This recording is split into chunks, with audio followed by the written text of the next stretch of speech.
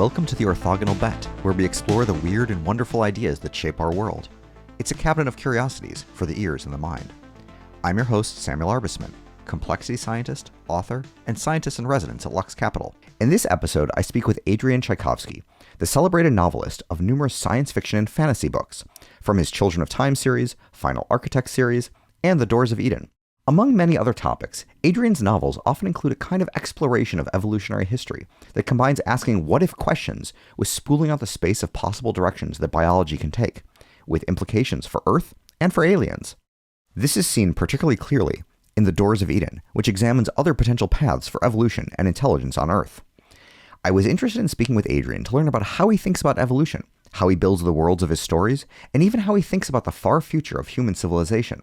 We had a chance to discuss everything from short-term versus long-term thinking, terraforming planets versus altering human biology for space, the Fermi Paradox and SETI, the logic of evolution, world building, and even how advances in AI are related to science fictional depictions of artificial intelligence. Let's dive in. So, Adrian, so good to be chatting with you. I really appreciate it. Taking the time. Thanks so much. Thanks for having me on the show. Yeah, and there are so many ideas in your novels. They're kind of just like chock full of many things, but maybe the best place to start is with the idea of evolution. And your books sometimes have like different evolutionary trajectories within them. And your novel, The Doors of Eden, has even been described, I think, as evolution SF. And so I happen to have a background in evolutionary biology. So this is the kind of thing that is like my catnip. Maybe like, how would you describe this kind of evolutionary biological approach, this almost like alternate biology kind of approach? And how did you get interested in this kind of thing? So, I think what the field I'm kind of working in with this is I think speculative evolution as espoused by writers like Dougal Dixon, who is kind of often regarded as sort of the father of the genre. I guess, although I was aware of Dixon's work from decades ago, I was kind of put onto the speculative evolution thoughts myself by Gould's book, Wonderful Life, where, for those that don't know it, he describes the Burgess Shale fauna, which is a very well preserved set of fossils from the very early Cambrian, about 500 million years ago, which basically doesn't look a great deal like anything that later evolved, but that does seem to include the roots of every modern lineage, including vertebrates, and a whole load of other stuff as well. And his point was that the way things went isn't the way that things necessarily were going to go, or even were likely to go. And he's really making the case for there being a huge amount of chance in evolution, rather than it being this kind of manifest destiny sort of progress towards humanity thing that we are frequently kind of encouraged to think of it as. And so, as someone who is extremely fond of invertebrates anyway, who frequently at the short end of the stick in any kind of evolutionary narrative, I was very interested to look at, well, what if we had a dominant invertebrate species? And the work on the portioid spiders by Fiona Cross spurred Children of Time out of that. But also, as you say, Doors of Eden is very much the book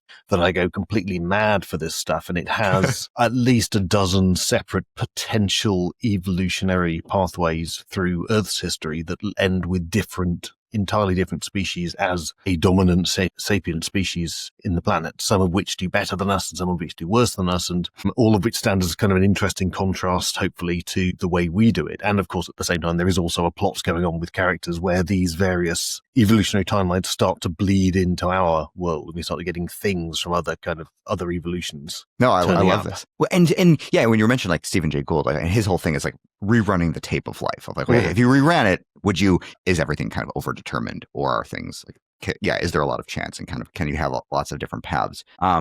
Yeah, and one of the things. Sorry, just it's worth pointing out. There's kind of a slightly separate but linked spec evo discipline is, of course, alien evolution. What would aliens look like? What on Earth expresses a rule that we might expect to see on another world? What is unique to Earth and wouldn't necessarily be repeated? And that's those two things. When you get sort of spec evo conferences and things like that, those two things often get kind of mixed together because the same sort of thought processes apply. Okay, yeah, that is a really good point, right? Where it's right, like trying to understand kind of like the what if of like evolutionary trajectories also involves, okay, if there were different conditions on Earth or on a different planet, like what would that result in? Related to that, I mean, within the realm of like alternate history, kind of like separate from evolution. Alternate history is often they have the feel of, okay, here are things that are very, very different, but in certain ways they kind of rhyme with like certain traditional historical trajectories. So it might be like, okay, these empires are entirely different, or certain people were assassinated in different ways, but things kind of maybe like technology kind of developed in certain similar ways. With these kind of like either speculative evolution or kind of just like evolutionary what ifs within Earth trajectories, do you feel like there's the same kind of thing of like that it requires having at least some similarities to make it understandable for the reader, like where you kind of have to have it rhyme with certain kinds of similar kinds of things where, okay, it's very, very different, but there are certain social or communal structures that are going to be the same, and which goes back to kind of, there are certain things that are maybe not necessarily overdetermined, but there are certain invariants. How do you kind of think about what the balance is between maybe like radically weird versus things that at least the reader is like somewhat able to kind of understand? I think what happens, the way I work, certainly with this sort of thing, both with histories and sort of creating alternate societies, as I do a lot in fantasy work, and with the evolutionary logic, is you strip it back to what the principles are, because there's a certain logic to evolution. And as long as you're following that logic, I think it remains fairly comprehensible. And the other thing you tend to get is you can have and this is something I play with a lot in Children of Time, you can have a completely different setup, but you're going to run into kindred problems. You're going to run into things like resource shortages, and you're going to run into sort of problems with epidemics and disease, and you're going to run into sort of potentially factious feuding polities if that's the way that the setup goes. But every time you do that, the reader is able to relate that back to human history. Say, all right, we ran into a similar problem, and I know how we solved it, how we reacted to it, obviously, because solving is not always what happens. How are the spiders or how are the whatever going to deal with it, given that they've got quite a different toolkit and a different set of senses and a different kind of worldview? And that is often a lot of fun. And that, I think, also helps build empathy when you see non-human societies and creatures dealing with those familiar problems and being in the shadow of those familiar threats. And I guess that also kind of speaks to like how broad the space of possibilities truly is. Because on the one hand, right, exactly what you're saying, like there are many, many different paths, but there are still certain invariant issues like cooperation, competition, managing information. How do you think about the balance there? Well, one of the problems that science fiction and fantasy both have had in some iterations is in their conception of aliens or non-human creatures, basically humans minus. Right, or some subset of kind of humanity of like. Well, not even that. But you say, well, these aliens, they're basically human, except that they've got 2/3 of the emotional range. So these are the angry aliens, and these are the logical aliens. Right. And it's the idea that these ways of determining aliens or non-human creatures or whatever you've got are generally ways of focusing the human in the center. The idea that, well, humans have all of this stuff and we are the most adaptable. And even if we are not kind of like huge, superpowered, strong, or even if we don't have like weird mental powers, we are somehow kind of the glue that holds everything together because we can do all of these things and we are central. And obviously, these are generally stories about humans, so it's not necessarily that surprising. One of the things I like to do when I'm building alien creatures or evolving creatures from Earth's past is, well, actually, what if they're actually just better than us at quite a lot of things? What if the problem that completely stumped us is one that they breeze past because they are uniquely set up to deal with it?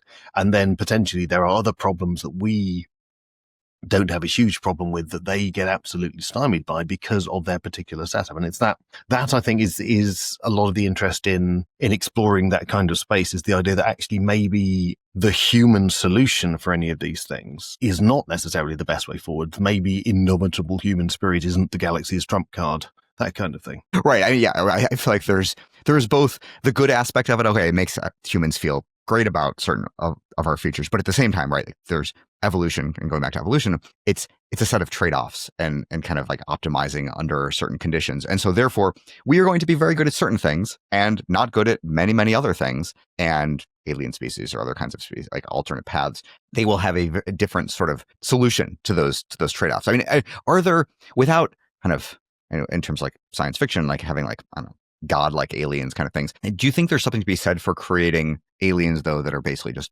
better on every dimension than humans? It depends on their Does that breed a certain sort of humility? It depends on the role of the narrative. There's, I think if you just, yes, these aliens are just all, just all around better, you're kind of boxing yourself in as far as what sort of stories you can tell around them. Because if that better also includes kind of like a moral dimension, an empathic dimension, then obviously where's the plot at that point?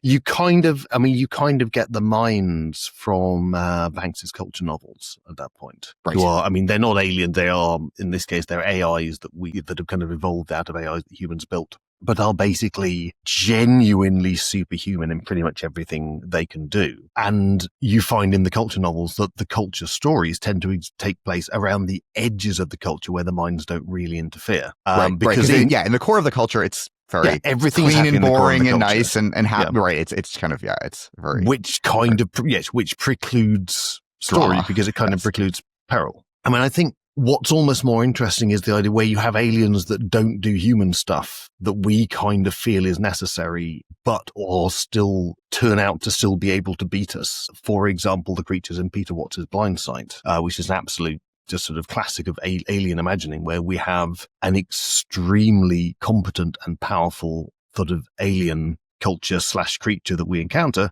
that doesn't seem to have actual conscious thought at all, that is basically working entirely on instinct and is still able to outmatch us. And that's presented extremely plausibly within the book. Yeah. And it's also, it's both incredibly humbling and also horrifying as kind of, certainly as the characters in the novel just figure out that this is the solution that evolution has reached for this very competent alien species. Yeah. And so when you're building these kind doing world building for these kinds of things, does it proceed from an initial kind of what if? Is there kind of a set of what ifs? How do you kind of think about all these different pieces kind of moving? Obviously you also need to, not just world build, you also need to figure out, what is the story going to be? Is kind of the story co-evolving with the world building? How do you think about all this? Well, so yes, I generally do start off whatever sort of book I'm writing with that core what if. What if the world had this in it? What does that change? The metaphor I usually use is dropping a stone into a pool, and then you follow the ripples outwards. You can see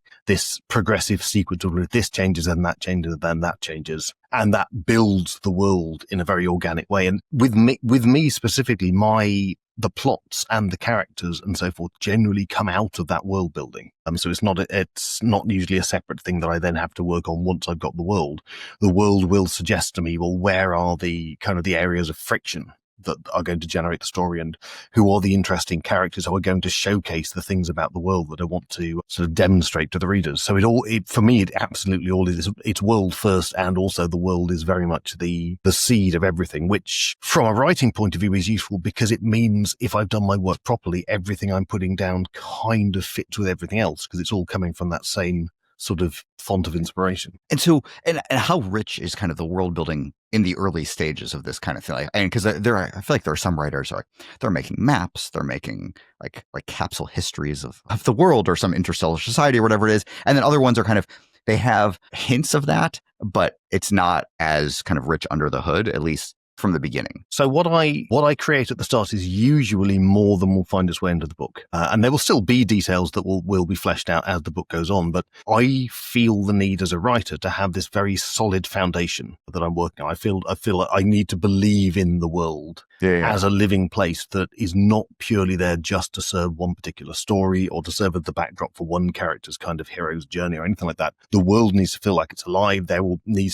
to be things going on that are just going on in the background and then get referenced, but aren't necessarily directly relevant. Because I think one of the things that science fiction and fantasy has as a genre is it has those completely new worlds for people to experience. I think that's one of the things that people like about it. But in order for that to work, those worlds have got to feel real.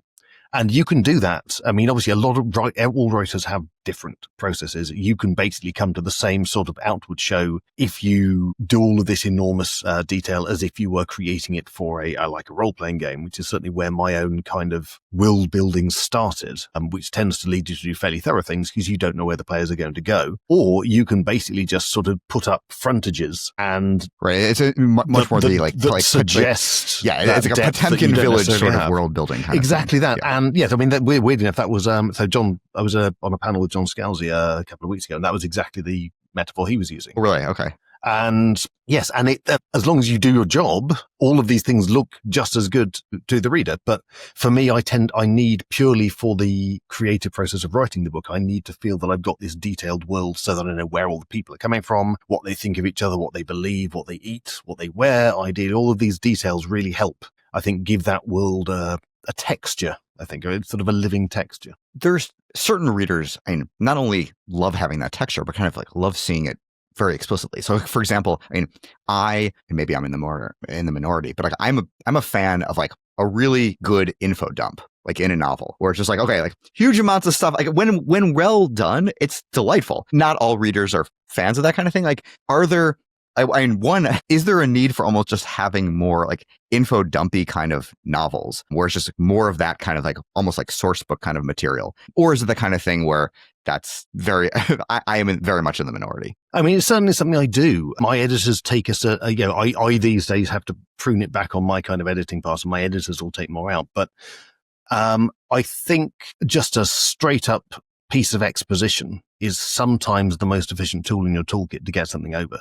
So you can basically say, right, I'm going to spend a page and a half explaining this is how this works, rather than a chapter and a half of someone bumbling about and finding out through kind of inference. And it's certainly much better to do it just you as the author to the reader than do a kind of an as you know, Bob thing between two people who already should know all of the details of this right, which is a very unnatural way to do it. Yeah. Yeah.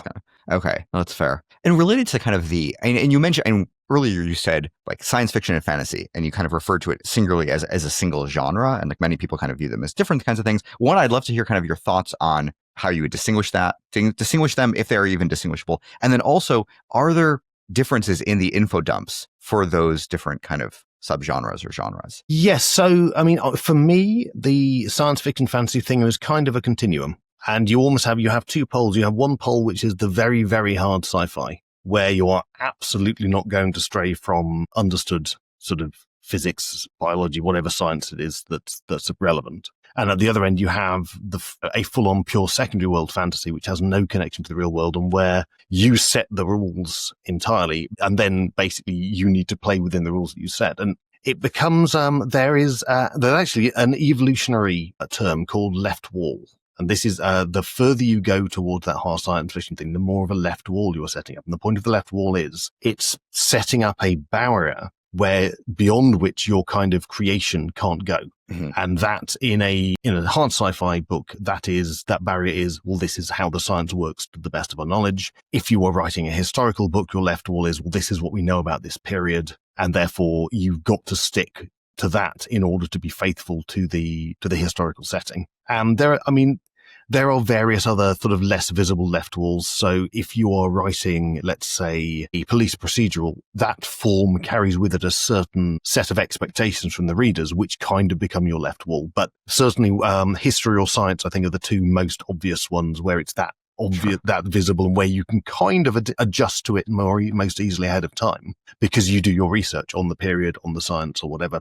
And then the more you move away from hard science fiction, the less you have to worry about that. So, for example, my final architecture books are what I would call space opera, which means that they're not particularly concerned with science. They're concerned with being consistent within the setting. And because it's a science fiction thing rather than a fantasy thing, they're concerned with having a veneer of science as to why these things are going on. But basically, it's hyperspace, it's faster than light travel, it's weird cosmic horror, all of this stuff with kind of science fiction trappings.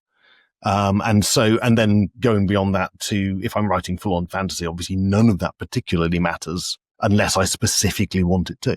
I also find that very interesting that you kind of put space opera as sort of as almost like a fantasy genre, but with kind of, right, like this veneer of science fiction, which I think when it comes down to that, right, it is sort of like that, where there's kind of like empires and things happening, but it kind of is it's at the level of the galaxy or larger, as opposed to some Yeah, and medieval I mean, setting or whatever it essentially, is. you tend to, in order to have that sort of story, you tend to either have to insert magic sort of levels of technology, like faster than light travel, or you need to play fast and loose with certain other kind of scientific logics. Like, it is usual in space opera that if you have aliens, you tend to have a lot of aliens that are kind of on a human cognitive and technological level and can interact with us on a roughly even footing. And suddenly I've got that in the final architecture, as well as having sort of greater, more powerful aliens as well, because that kind of human alien community is a staple, and it's a lot of fun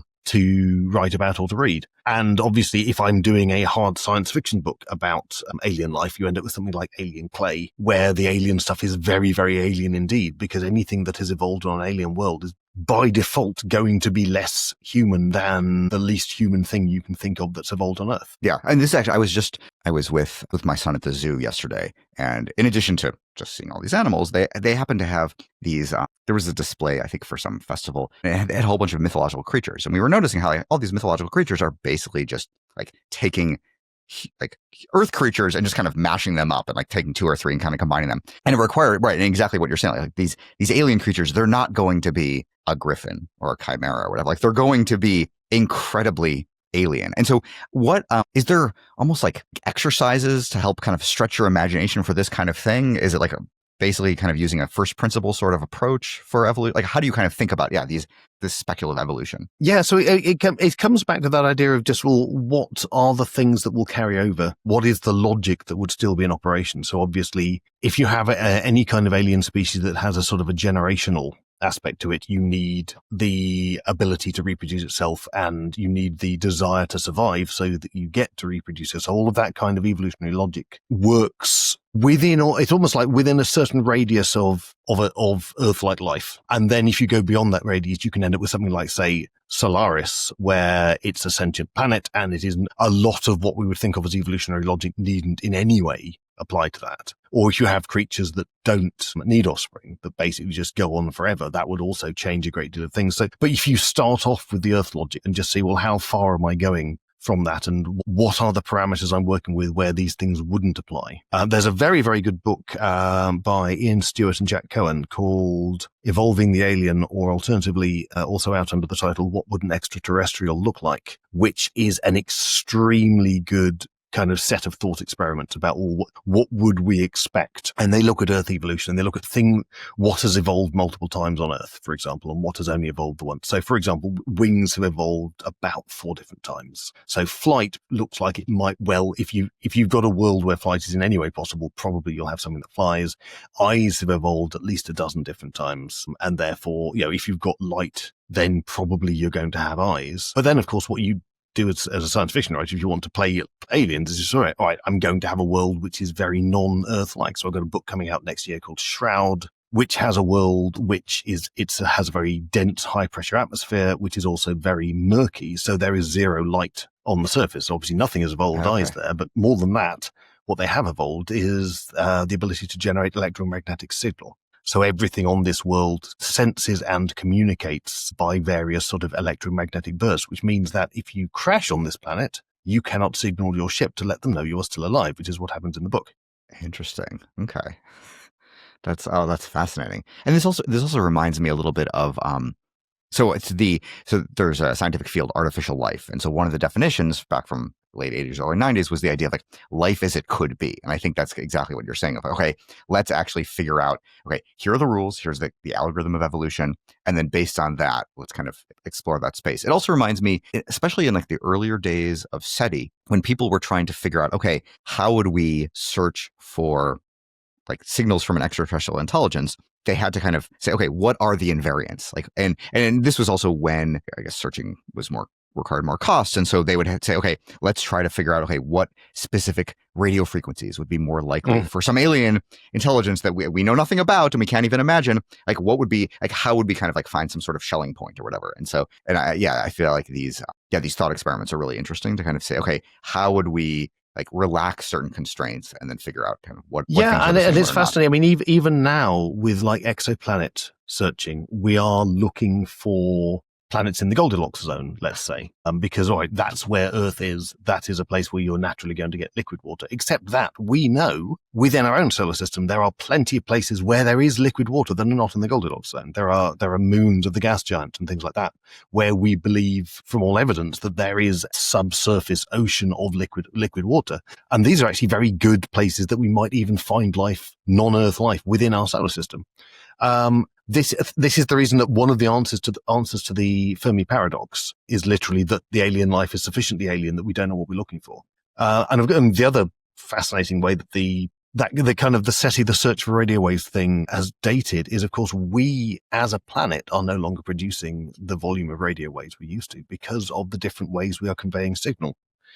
And so, right, a lot of things are on cables as opposed to, right. If there's an alien civilization out there listening to us, they're going to think something absolutely catastrophic has happened to us because relatively suddenly, our volume of signal has absolutely died to death. They're going to think we've had some sort of incredible catastrophe.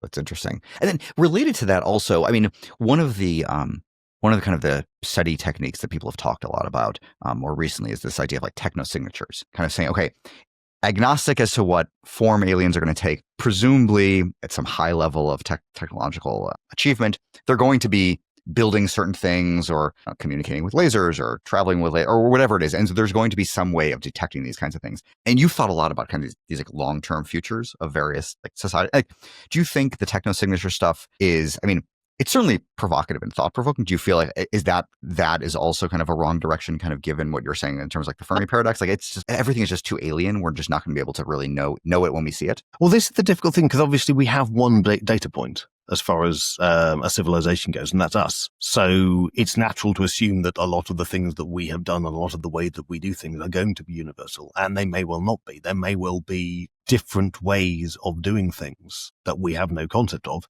or they may be very like us, and the reason we're not seeing them is that they've come and gone because we've had a technological civilization for, about 200-300 years, and I don't think we've got another 200-300 years in us, and that's, given the size of the galaxy, let alone the universe, given the size of the galaxy, that's a very, very brief window to detect another civilization. There could have been hundreds of civilizations that have been and gone and whose kind of outward expanding wave of signal has passed us by before we were ever able to detect it.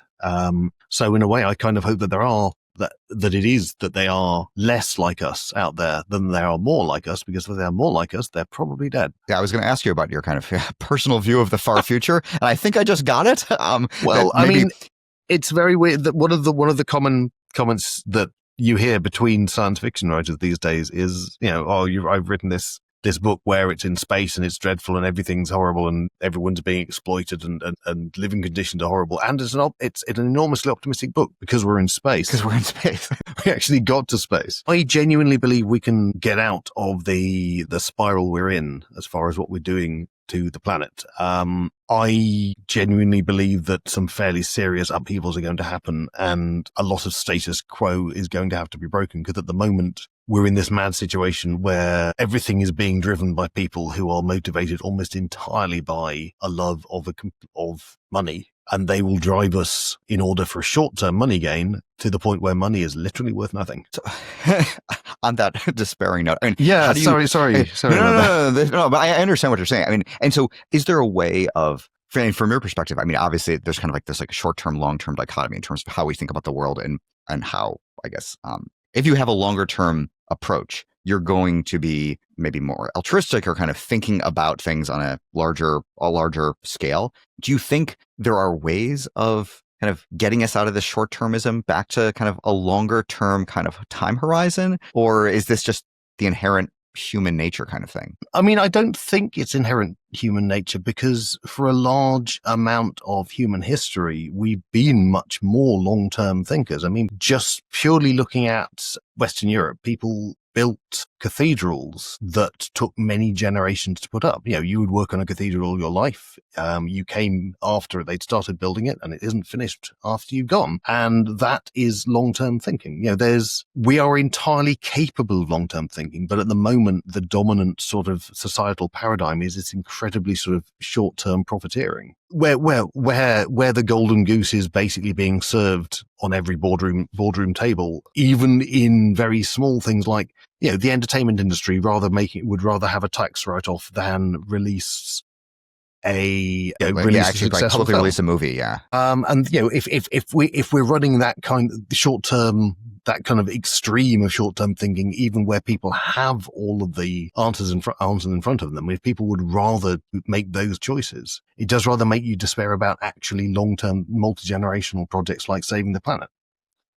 But speaking as a science fiction writer, I absolutely need to stress, we do need to save this planet. We are nowhere near just all decamping to Mars or anything like that. Oh, yeah, this is definitely the best planet we have. Yeah, this is the planet this is the only planet in the entirety of the universe that actually suits us. Mars is dreadful. I mean, a lot of writers have written about Mars. You can probably do Mars with a technology not too far beyond what we've got, but it will take hundreds of years. It will take generations. It's not the sort of thing that, we've used up this one, let's just go on to the next. We can't be that kind of intergalactic locust thing that some sort of movie bad guy aliens are. Right. And so related to kind of the long-term thinking, and you mentioned kind of like cathedral building, obviously what kind of undergirded cathedral building is these like organizing like ideas and kind of like some sort of worldview, like Christianity or whatever it is, which kind of thinks on a very long time scale, maybe thinking on the scale of eternity or whatever it is. Are these the kind of organizing principles that we need a new set of these as a society, or is the kind of thing we already have them? We just need to actually get more people to buy into these. I think we have them. They are out there. We have, it's not as though everyone has forgotten every idea except rampant capitalism. I personally don't feel that religiously mandated ideas are a terribly good idea, because I don't think that history suggests that works terribly well. I think that faith-based systems are inherently prone to both abuse and inflexibility. But we have a lot of philosophy, we have a lot of sociology, we have an awful lot of very, very, far, far smarter people than me who've put a lot of thought into, well, how could we live and how could things work?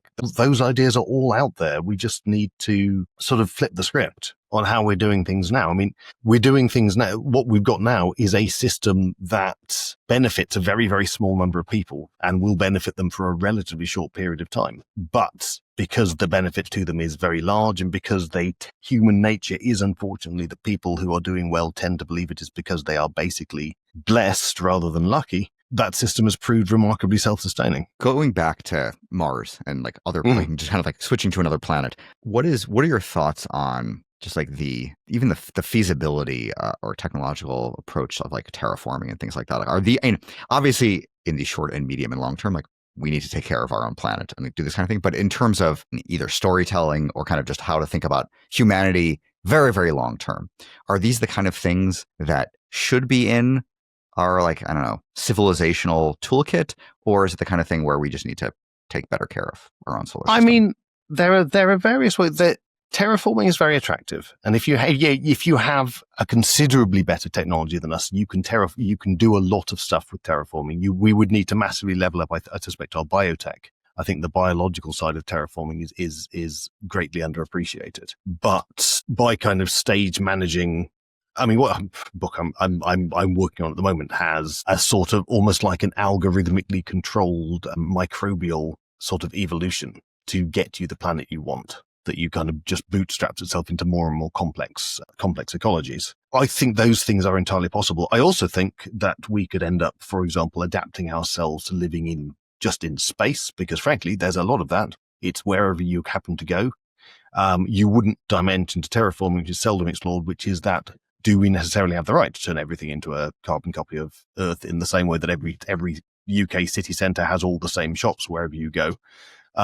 It becomes a little uninspiring if wherever you go in the galaxy, you just find another sort of mega mall, basically. The other option, which I think is inherently distasteful to a lot of people, would be the idea that actually it's probably a lot easier to Martioform humans than to terraform Mars. This is something I look at in Bearhead, for example. But the idea is there are a lot of useful biological things in various Earth genomes that if we could get them working in a human being would make us much, much more suited to going to various alien worlds. This opens a variety of cans of worms as far as who is getting it to them and just how much volition is going in and all of that sort of thing. But on a technological level, it's probably easier to make a human who can halfway survive on Mars than a Mars that humans can just walk about on unassisted. That's interesting. I love the biological approach also just because that's basically the way we have Earth as it is now is because of oxidization, like all these things that are done by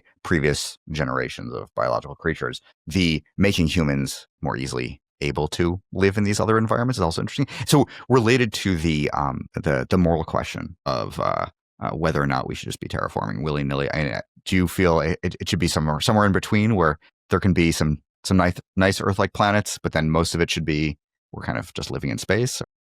Or maybe you don't even have, it's more just a fun thought experiment. I guess the philosophically, the first key question is there any kind of life there already? Once you get anything that you think might be life, I would kind of come down very heavily on, well, no, we shouldn't be terraforming anywhere like that, because at that point you're getting rid of something completely unique in the universe. And once you've got the run of the universe, those unique things are basically the only thing of interest in it, because everything else, there is zero scarcity for anything else. It's only those sort of freak accidents of life that are kind of worth going out there to see, honestly. The difficulty there being, of course, is do we even recognize alien life if we see it? Going back to what we were talking about earlier about how distant alien life might be. If you have the limitless technology, then sort of creating great big sort of arc worlds, arc ships, fleets, ring worlds, that kind of thing, becomes a way of installing ourselves around the galaxy without necessarily messing up whatever's already there. Which is going back to like the culture, like that is a lot of what the culture does. Yeah. Kind of avoid living on planets. Again, you need a lot of a fairly high technological base to make all of that work. But I mean, I almost wonder whether living in space, because it is a much more constant environment. If you can get your kind of self-sustaining space station going, to a rather more reliable level than our current kind of orbital efforts, then that gives you a great deal more flexibility, because otherwise every planet you come to is going to be different, and you'll basically have to start at square one on the terraforming, and the tools you used on Mars will not work on Venus, and so forth and so on. Yeah, and I think one of the ideas behind like Jerry O'Neill's cylinders and things like that, which is, okay, you have this specific position and you're just getting huge amounts of energy from the sun and it's entirely consistent and you don't have to worry, versus planets. I mean, actual planets are not like the kind of like science fiction planets where it's like, okay, the desert planet, the ice planet, where like they're all incredibly diverse and varied and like from location to location, and it's a very complicated thing. And going back, and you were talking about kind of like preserving uniqueness of life. Obviously, it's like goes even more so when it comes to like intelligence and consciousness.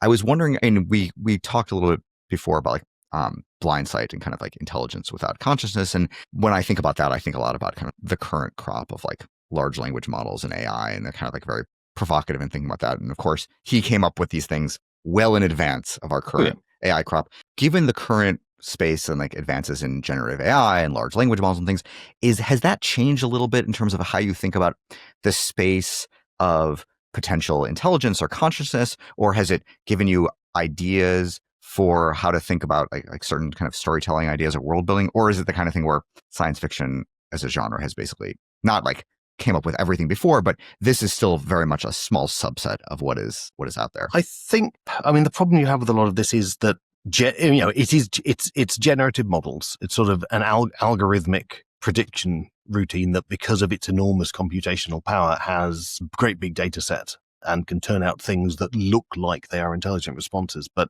I think we have a bit of a problem at the moment in that this is being sold as something it is not, to wit, artificial intelligence. It's what it really is. It's sort of it's a smokescreen. It's sort of muddying the waters when one would like to talk about actual strong AI. It's probably also set the field of strong AI back by 10, 15 years. Because at some point there's an investment bubble that is going to burst when people realize they're not getting them out from this field. So you think it'll set them back in terms of the investment bubble, not necessarily because this is some sort of like technological advanced cul-de-sac? Or maybe a little bit of both. I think it is a technological advanced cul-de-sac, but I think it'll specifically set them back because we will need an entire new language to describe what they're doing, because the word AI will be kind of tainted by the sort of the circus we've got going on. Early on in the AI movement, because I think artificial intelligence was coined like the mid 1950s or something like that, but one of the people involved in this space was complaining that basically anytime anything that AI has done kind of like solves a problem, whether it's playing a certain game or whatever, then people kind of move the goalposts and say, okay, this didn't actually require intelligence, or it's not a part of AI. And on the one hand, I kind of find that I'm sympathetic to that, only because I remember like back in my computer science undergrad education, when most of the things were kind of like good old fashioned AI as opposed to kind of the more neural approaches and statistical approaches.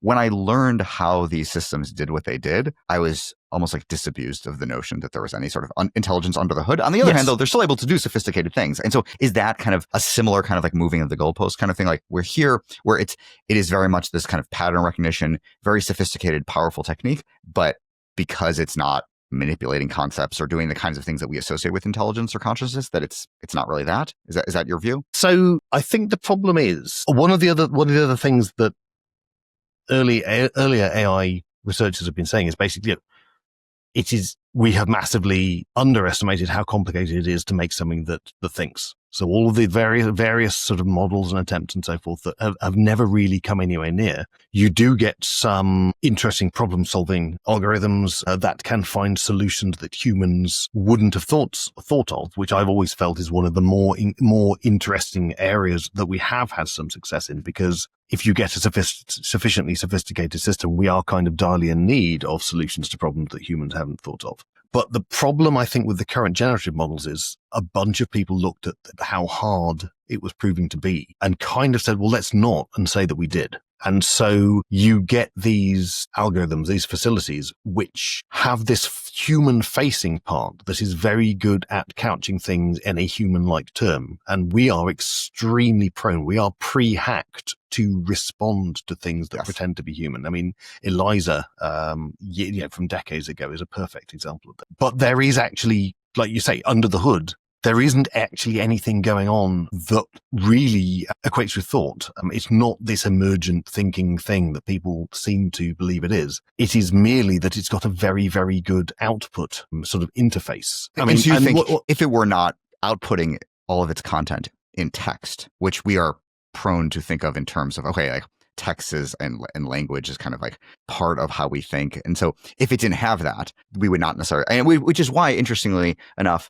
and when people talk about like a ChatGPT kind of thing, which is outputting with language, versus a DALL-E or like one of these kind of like our Midjourney, one of these image generations, people don't necessarily think about the image generation ones in terms of intelligence or consciousness. They think of it as kind of this very sophisticated, interesting tool. There is quite a push. We are encouraged to think of like the weird image glitches as hallucinations, and hallucination is specifically a term that relates to thought, to a thinking system. So there's definitely, and I think it is that is because it is more palatable to the people marketing this to describe it in that way, rather than saying, yeah, got it wrong, can't count fingers. Right. Has no real context for what it's trying to draw. I mean, I think the key thing is the big difference between what we are seeing and what science fiction writers have always envisaged AI is that we have always kind of seen, right, an AI is going to be a bit like Commander Data from Star Trek. Very logical, very rational, very big on facts and accuracy, bad on vibes. What we have got is literally the opposite. We've got something that is 100% vibes. So it appears to be sort of walking the walk and talking the talk as far as human interaction goes. But the moment you start trying to quiz it on any logical thing, it will give you made up recipes for poisonous mushrooms. It will not be able to work out that if so-and-so is someone's child, then that person must be their parent. There's a basic level of logical coherence that I think we can kind of observe quite deeply into the animal kingdom does not exist in these systems. Okay, so it's not a matter of us wanting these kind of more logical approaches and being disappointed, or I guess wanting that. It's more like they are required, as opposed to just like, we got this weird vibe-based thing. Maybe humans are actually much more vibe-based than we realized. Because otherwise, what you've got is basically an enormously expensive environment-destroying parrot. So you will ask it a question and it will basically find the sort of thing that people say to that question and tell you that. But there's no, and if that thing is wrong, it doesn't know. And if that thing contradicts the thing it said a moment ago, it doesn't know. So, so what would be, I guess reaching into like science fiction or fantasy as genres, like what would be the closest equivalents for the kinds of things that we have now? Like, are there interesting parallels? I mean, kind of like, you mentioned sort of like the anti-commander data. Are there actually examples of these kinds of weird, hallucinatory, vibes-based, kind of confusing things? I mean, the one I had a sit down and think about is in William Gibson. And I had to work out, well, look, all right, if I am basically saying that what we've got isn't AI, what do I think about? There is an AI entity in Count Zero. So the second book, the one that comes after Neuromancer, or in the third book, I can't remember because I read them all together, that makes art. And the art is kind of transformative and amazing, and you don't know, and no one knows at the start where this art is coming from. It's just these amazing, weirdly abstract pieces of physical art. These just little, I think it's like boxes of weirdly placed bits and pieces and objects that seem to be saying something, and then you find out it's being made by a computer.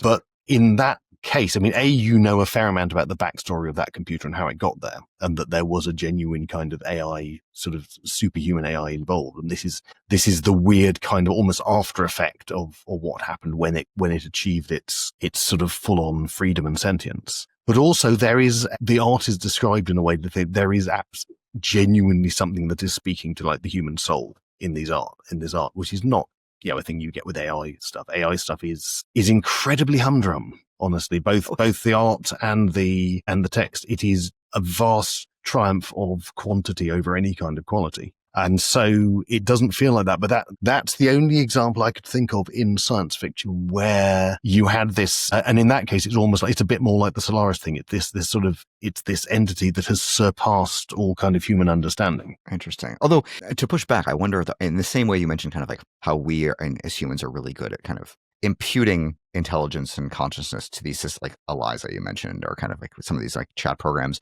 When it comes to kind of this art, I mean, so is the implication though we are not imputing great deal of meaning and humanity to the art? It's more like it is truly under the hood there. Gibson being Gibson absolutely leaves it open to the reader as to what they think. Okay. This may just be my personal response to the story. It is absolutely true that we as humans will personify anything. We personify the weather. We personify rocks. Human history, certainly, and human religion is 100% us seeing things in the world and giving them personifications, and then building on those personifications with stories and familial relationships and all manner of crazy stuff. So we don't even need a thing that actually interacts like a person. We just need a thing in the world, and eventually someone will give it a name and possibly throw someone off a cliff in their honor. Who knows? Well, on that human, albeit somewhat pessimistic note, I think that might be a great place to end. Thank you so much for chatting. This is a fantastic conversation. I really appreciate it. No, thanks for having me on the show.